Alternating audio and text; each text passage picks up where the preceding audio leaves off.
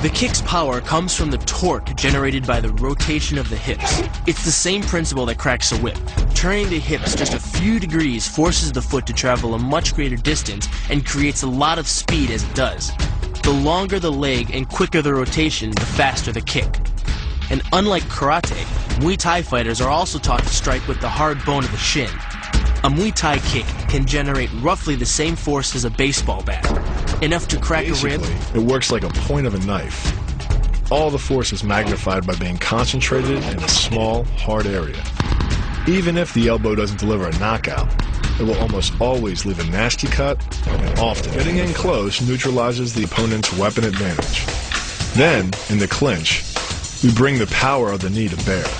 Unlike the kick, which relies on rotation to create power, the knee gets its power from leverage. Pulling our opponent down as we drive the knee up can deliver up to 2.5 tons of force, enough to lift a car. It's not the arms, but the legs that drive this. Like a piston, the explosive power of the legs is capable of generating hundreds of pounds of force, all to a very vulnerable area, the soft underside of the opponent's jaw. Like the Hanuman move, the flying knee relies on the explosive power of the legs. But rather than spread the power of our blow over two fists, it concentrates it into the spear point of the knee and combines it with the force of gravity. It's the equivalent of hitting our opponent in the chest with a sledgehammer. Works on a concept called the couple. Basically, it's two levers linked at a single fulcrum, the elbow lock. And it doubles the foot-pounds of torque you can generate when compared to a single arm lock.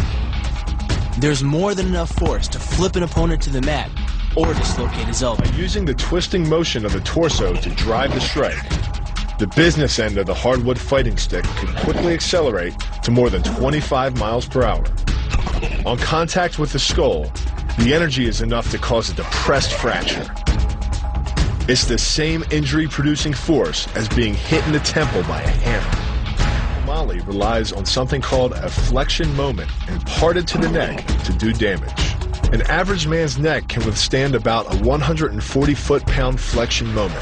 Beyond that, soft tissue and even vertebrae can be crushed. By bringing your weight down fast, this move could easily deliver twice that amount of force. And it wouldn't just end a fight. It could leave your opponent paralyzed or dead. Close, the opponent's neck is exposed.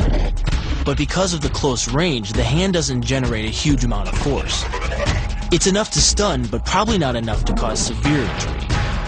But replace the hand with a weapon, a stick or a knife, as you would in combat, and this could become a kill shot. The kick's power comes from the snap of the knee.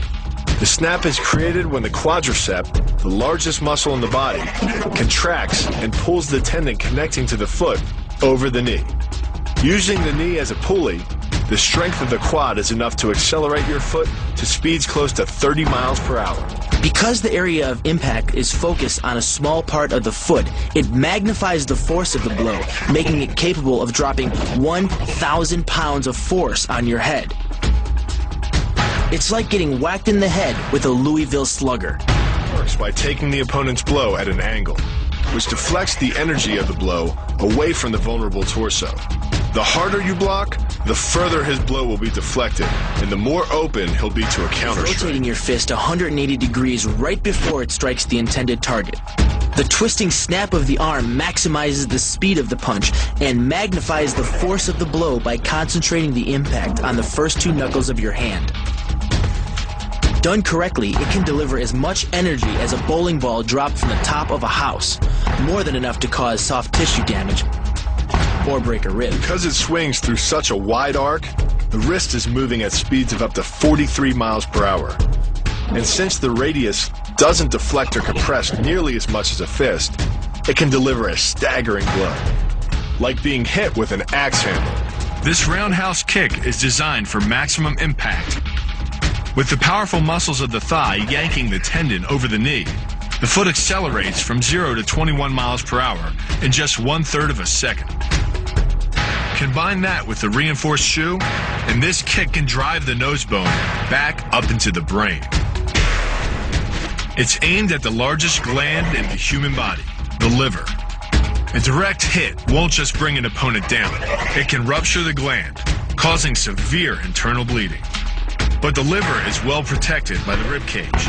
so the kick must be accurate to within half an inch. In this move, the forward propulsion of the hips, combined with the piston motion of the lower leg, can send well over 700 pounds of force directly through the rigid bone of the heel. This impact won't just knock an opponent down. The force is enough to permanently damage his kneecap, leading with the near arm. The first jab travels the shortest distance to the opponent, so what it lacks in force, it makes up for in speed. The second punch, utilizing both the twist of the shoulders and the forward momentum of the kick, can carry over 4 times as much impact. And just a few hundred pounds of force to the temple is enough to cause a knockout.